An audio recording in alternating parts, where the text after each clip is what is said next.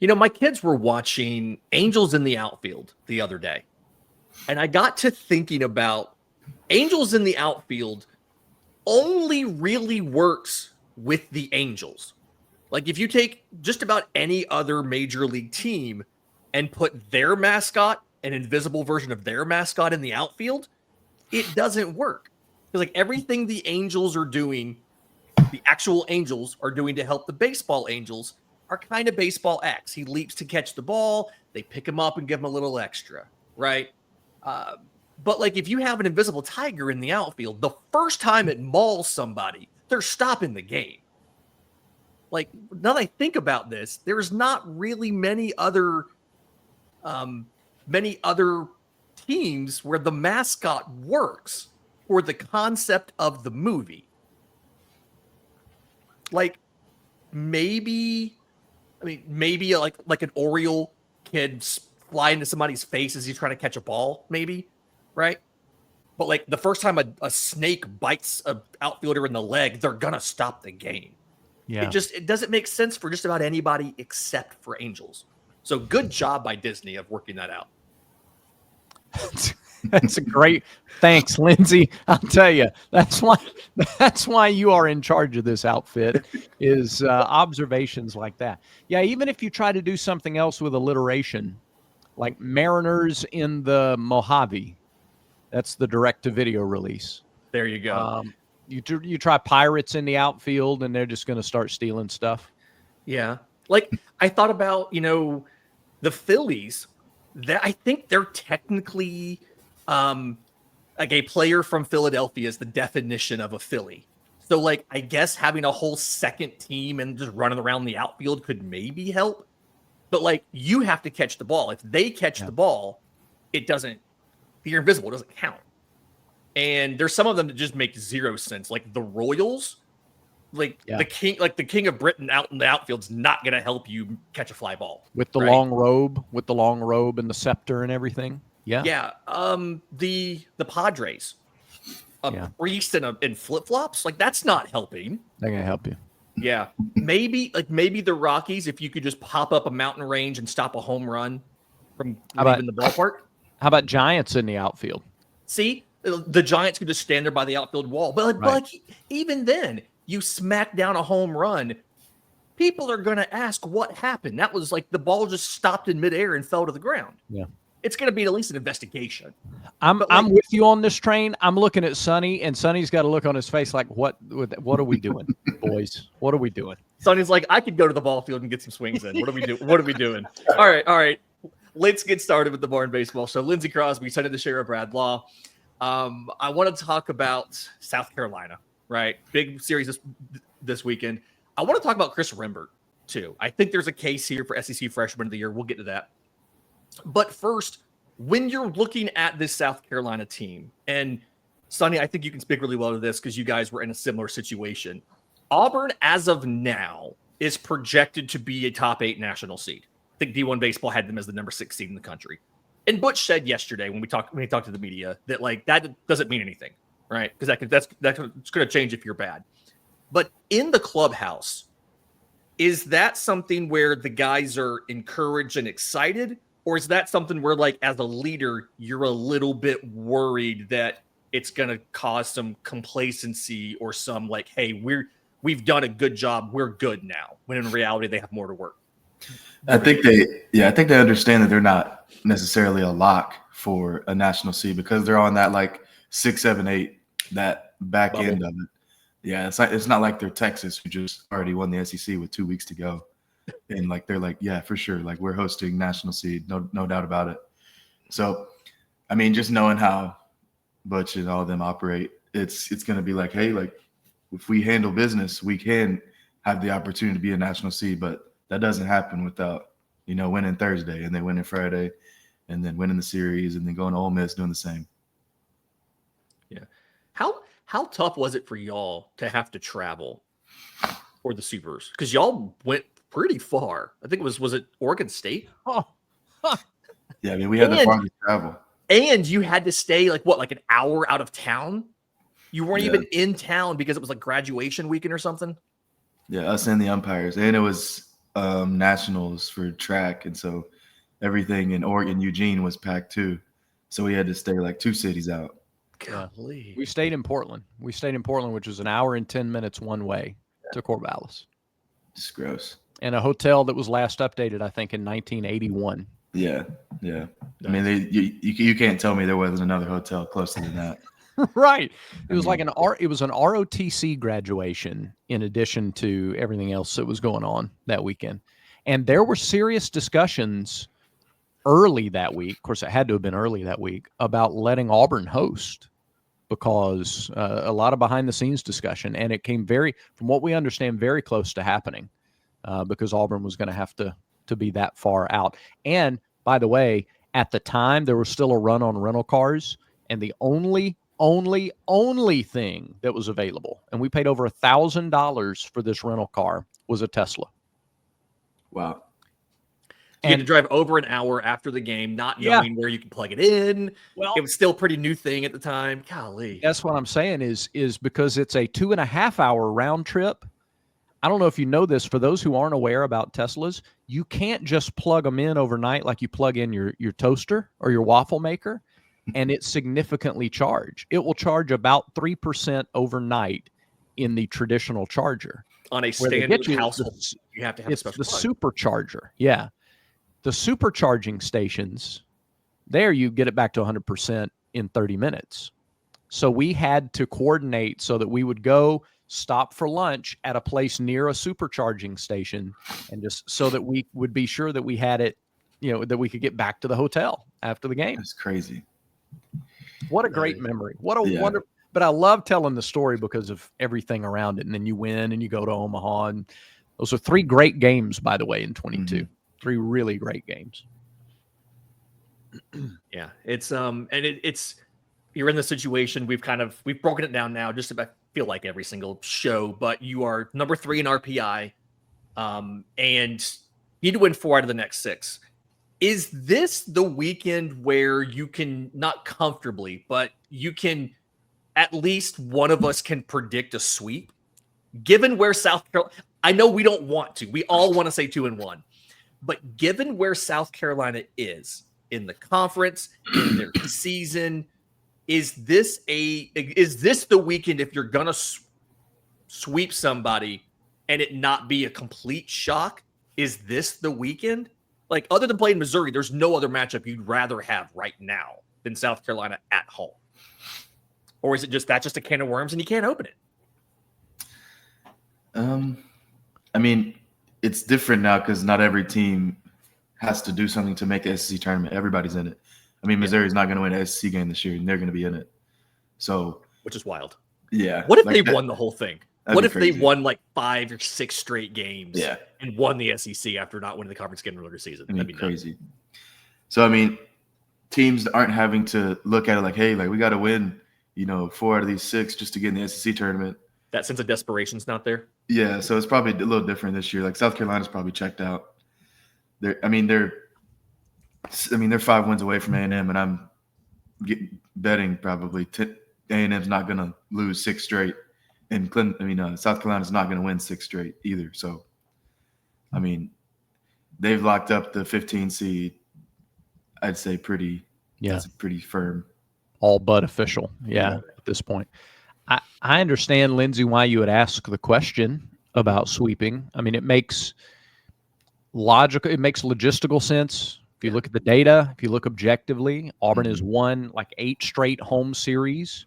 It's their best home record in series since 02-03. They've already swept LSU. They took 2 of 3 from Alabama and were 1 pitch away. They were 1 pitch away from sweeping Tennessee over the weekend. They were 1 pitch away from sweeping Alabama earlier this year at Plainsman Park. South Carolina's best hitter is out this weekend. And if you get past, I think the biggest question mark is game 1.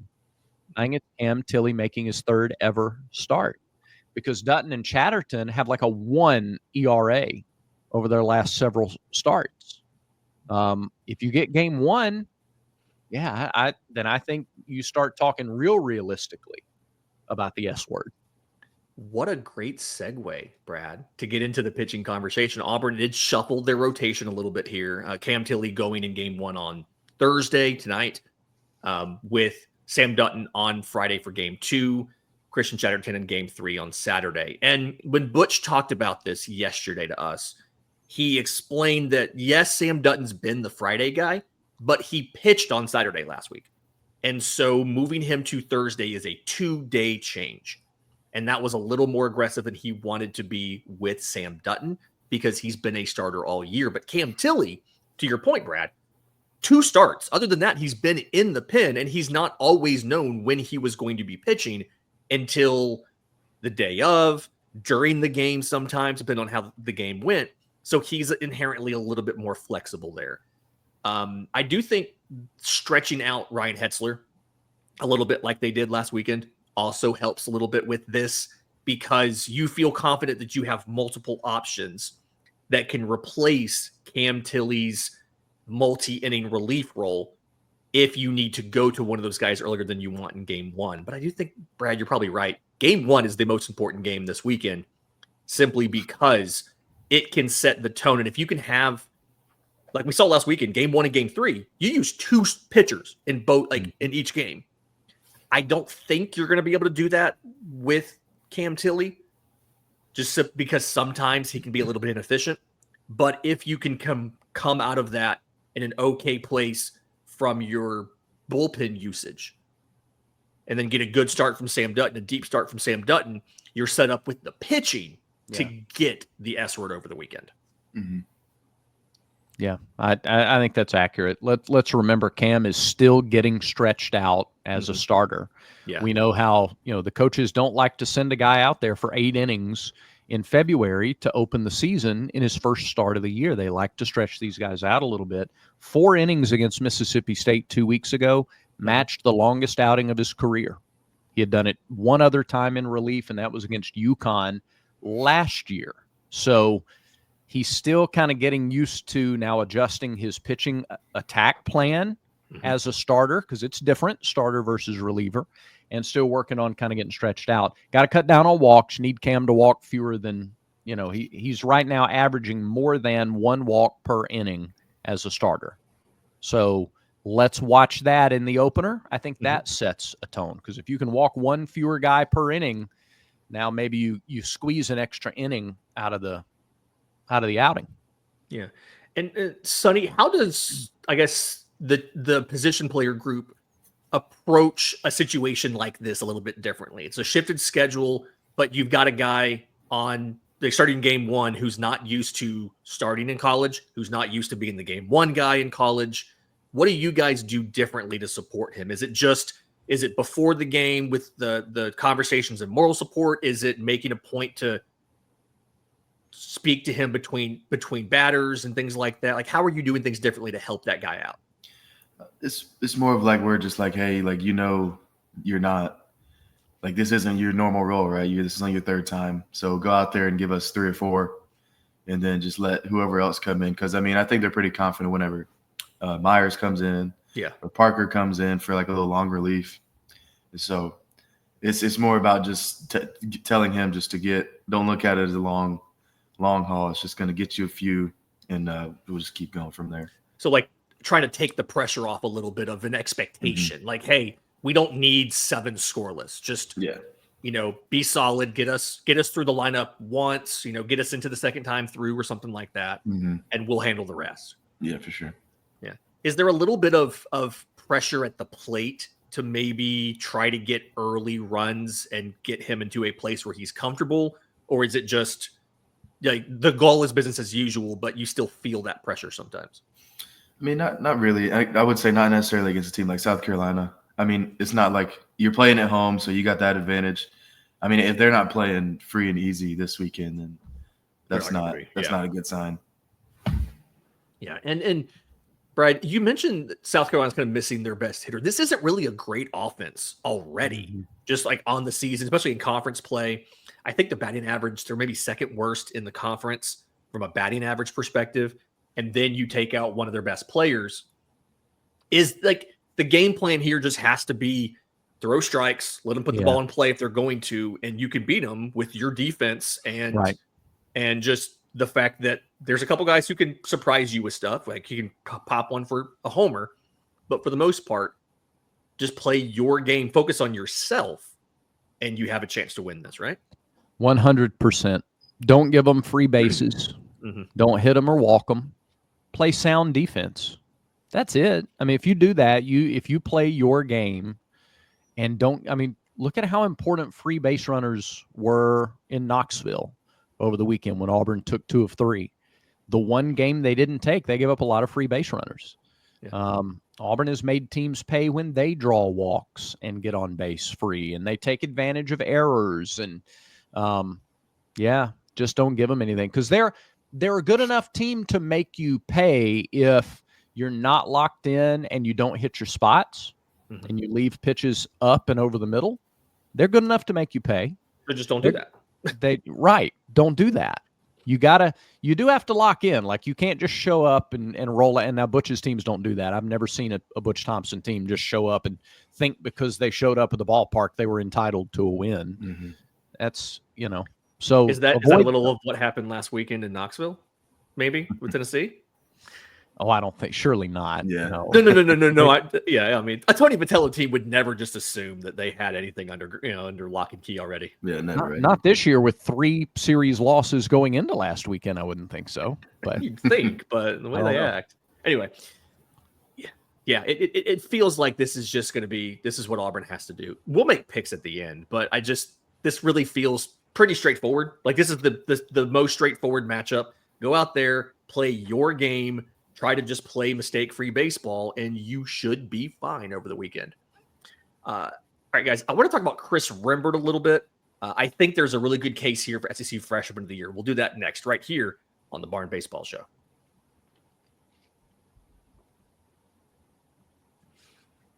Welcome back to the Barn Baseball Show. Lindsay Crosby, Sonny the Sheriff, Brad Law. And we're at the point now, right, where we're kind of looking at award season. You're getting kind of late in the year. And when I look at this, Chris Rembert, I think, has a really good argument for SEC Freshman of the Year. And I think there's a statistical argument, one, but I think there's also a just consistency and how he's gotten better and better throughout this regular season argument to be made as well. And I'm trying to figure out who else is in this group. And I kind of had like Derek Curiel of LSU, Tyler Bell of Kentucky as position players, and then Dylan Volantis, the great reliever for Texas, right? But Rembert has better SEC stats than those other 2 hitters. Yeah. He's hitting 356 in conference play. He's actually hitting better in conference play than he is overall. He's only 336 overall, 358 in conference play. And those other guys, Curiel's 313, Bell's 324. Like, Sonny, what does a freshman have to do to lock down? Like, what does he need to do to lock down Freshman of the Year in the next 2 weeks?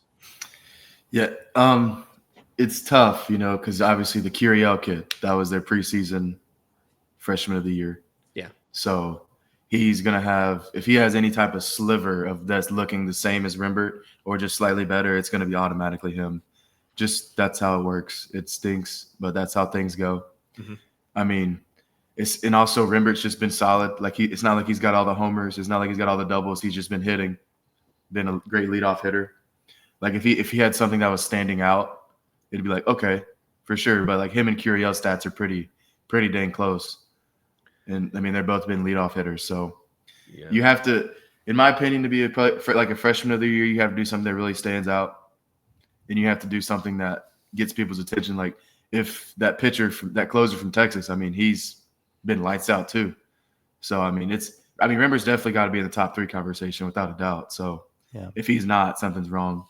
But it's very hard to win that type, because there's always, unfortunately, no matter how good of a year you're having, there might be somebody who's having just as good or better. Yeah. I think they're going to give it to Volantis because right now he has 10 saves in league play. Oh, and I league think, play? Wow. Yeah, in league play, 10 of his 11 overall saves have been in the SEC. He also has a win too. So he's 1-0 with a 1.50 ERA in the league. Yeah, That's really good. And there's not another freshman pitcher with numbers that are similar. Yeah. And so people who vote for this will look at these stats, and they'll look at Bell, and they'll look at Curiel, and they'll look at Rembert, and they'll go, well, gosh, that's tough. They're all pretty similar. Despite Chris's statistical advantage, objectively. And they'll go, well, but there's no competition for Volantis. Nobody's done what he's done. Yeah. I think they'll wind up giving it to him. But that's tough. It's tough because there's one award. There's not a hitter and pitcher. That's the hard part. There really should be more than one. Yeah. And this is an MLB problem too. They have the same thing where it's just rookie of the year for each league, and it's not position player and pitcher. And you have to be amazing to get the pitcher one. And unfortunately, Volantis has been. He's been, I do think the one argument. Sorry, go ahead, Brad. Well, I was going to say Chase Fralick's slash line is actually better than Derek Curiel's, and Rembert's is even better. Let me tell you what. Now you talk about doing something special to get people's attention. As a leadoff hitter in the league, LSU's leadoff hitter, their freshman on base percentage 398. That's good. It's a really good on base percentage. Chris Rembert's is 480 in the league. He's getting on base literally almost half the time. What are we doing? And to go farther with that, the last 2 weekends, he's hitting 480. Yeah. He's 12 of 25, and his on base is 567. Like, if there's one thing he can do to get over Volantis here, I think it's have some sort of tear like that to end the season. Because he's reached base multiple times in 33 of his last 38 games. He has a 4 on base game, a 5 on base game, like 11 3-time on base games. Yeah. But if he could hit 480 with a 560 something on base in the last 2 weekends, that pushes that SEC line from 360 batting average and a 480 on base to a batting average closer to 400. And an on base probably over 500. And I feel like that could maybe be enough. But to Sonny's point, he's still not going to have the amazing stolen base or home run production and all of that stuff. And I do feel like voters do look at things like that too. Yeah. But Fralick, the argument for Fralick, I mean, he should be a top 5 finisher, just kind of based on what I've seen. Yeah. Every single SEC win for Auburn, he's been behind the plate for. Well, that should count for something. Yeah. Yeah. Especially at Auburn, because we're one of the few schools where we make these catchers and pitchers call their own games. It's not every single pitch radioed in from the dugout. It is these guys are doing it themselves. And I remember asking Butch about this maybe 2 or 3 years ago. And he said, well, it's because of you. And he didn't mean me specifically. He meant the media. He's like, I want these guys to be able to come out and explain why they threw that pitch at that time. They don't need to have the excuse of, well, they told me to do it. No, why did you call that pitch, over this other pitch, or why did you do what you did? But also, he's like, they have the best understanding of what the pitcher is doing well because they're the ones catching the pitches. They get the best view of it.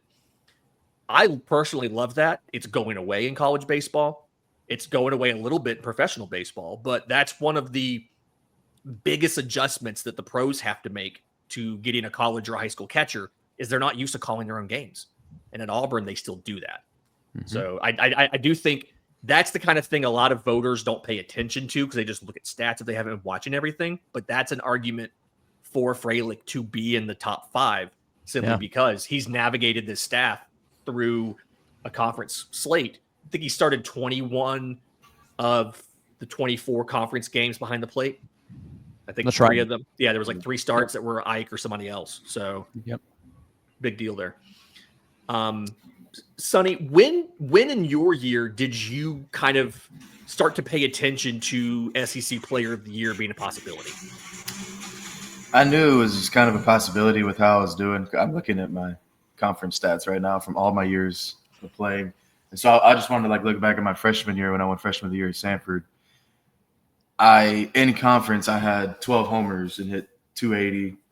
And then I'm looking at my in-conference at Auburn, and I hit 340 with 11 homers again.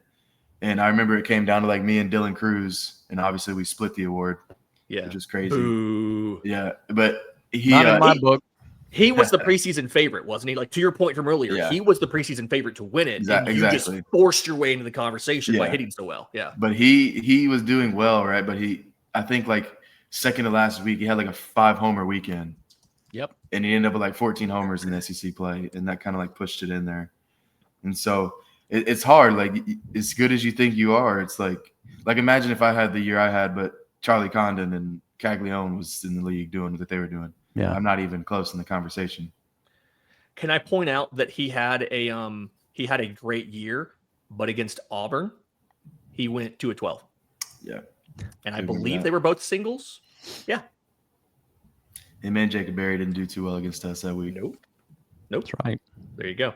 That was a fun weekend. Mm-hmm. that really was. I have never seen as many scouts in the ballpark as that skiing start. They were everywhere. That was wild. That was the following year. Mm-hmm. That was the year. That was the next year. True. Right. Sorry about that. Yeah. Thank you. That LSU series, I think it was game 1, because Josh Hall went after out 3 in foul territory, and he got hurt. The tarp out. Yeah. Hit the bench. Yep. Because all that's exposed out there. But it was out 3 to take game 1. Enter Bobby Pierce. Walk-off catch. Yeah. Yeah. Enter Bobby Pierce, and he was in the lineup then for the rest of the season. Yep. Yeah. Sonny, those not many minor league ballparks still have the bullpens on the field, I think. Right? Like is there Montgomery still does, I think, but they're supposed to be changing that, I believe. Yeah, if your stadium is a historic landmark like Montgomery's is, you don't have to change that. Oh, I didn't know that. Okay. Yeah, but it's now in our CBA that the bullpens have to be moved out by next year. I'm pretty sure. Yeah, and I think they have to be either covered or there has to be somewhere covered to sit out there by them. Yeah, some type of sun cover. There's a lot of facility upgrades required in that CBA, and in the meantime, I still think Auburn's facilities are some of the best in the country. Just for this ballpark. I'm excited to see what else that they do. Obviously, the goal here is to push out any sort of new construction until after the postseason. Like, I want you guys, like Brad, I want you guys to have to be in Omaha when they start construction. That's kind of the goal here. All right, let's wrap this up real quick. Predictions. What do we think is going to happen this weekend? Who is the MVP for Auburn? Is anybody confident enough to go 3-0, or does somebody say 2, or we all say 2-1? I mean, I think if they win game 1, like if Tilly gives a good, 3-4 innings and they just pass the baton, I think it's safe to say a sweep's coming because Dutton and Chatterton have just been so nails. So, I mean, obviously, are you officially saying 3-0? I would say the sweep's coming because I mean, it's hard to sweep. It's really hard to beat the team 3 times, no matter who you're playing. Yeah. But Missouri's beaten that statement. So, yeah, I say the sweep. Okay, Brad. The only time I called the sweep was Alabama. I'm gonna stay with 2 wins. It's just so hard to sweep. It makes what Auburn almost did to Tennessee and Alabama more impressive. What they did against LSU, so much more impressive. The transitive thing doesn't work. That just because you swept LSU doesn't mean you'll sweep South Carolina.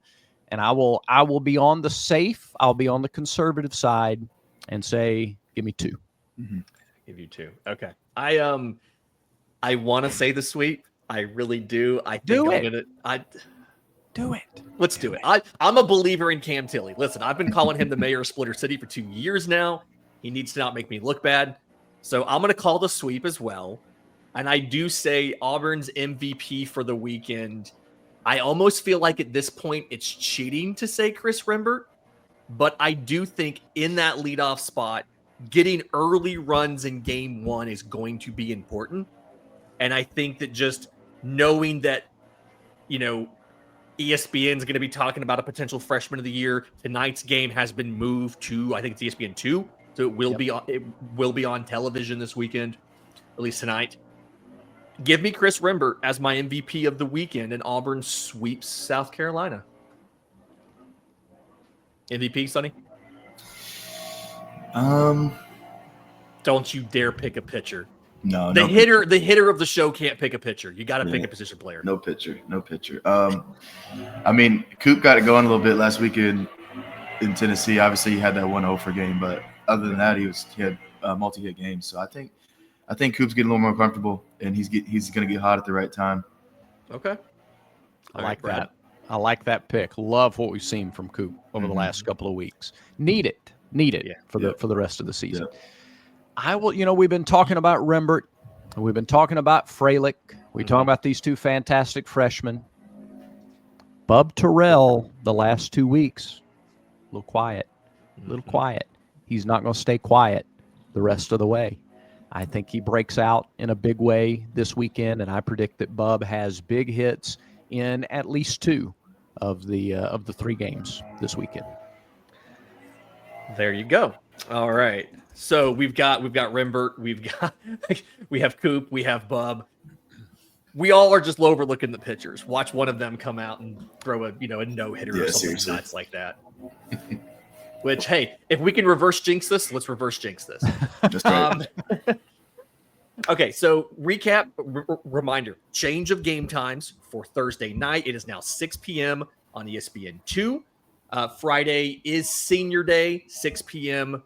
That's streaming. Saturday, 2:30 p.m. Parking's going to be a little bit tough on Friday and Saturday, folks, so be mindful of that. Auburn University does have parking information up on the website because there's graduation ceremonies Friday night and all day Saturday in Neville Arena. So just heads up, everybody. Take a little extra time to get to the ballpark. Just be ready for that. But go ahead.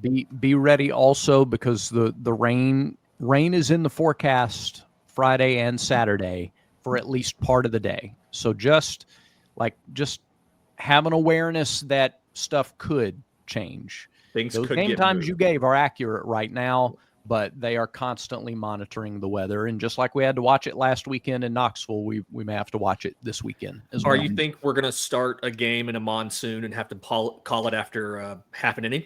No. Probably. I tell you what, I'll bet my mortgage that won't happen.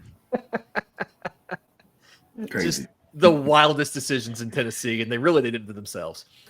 All right, this has been the Barn Baseball Show for Brad Law, for Sonny the Sheriff. I'm Lindsay Crosby. We will talk to y'all next week.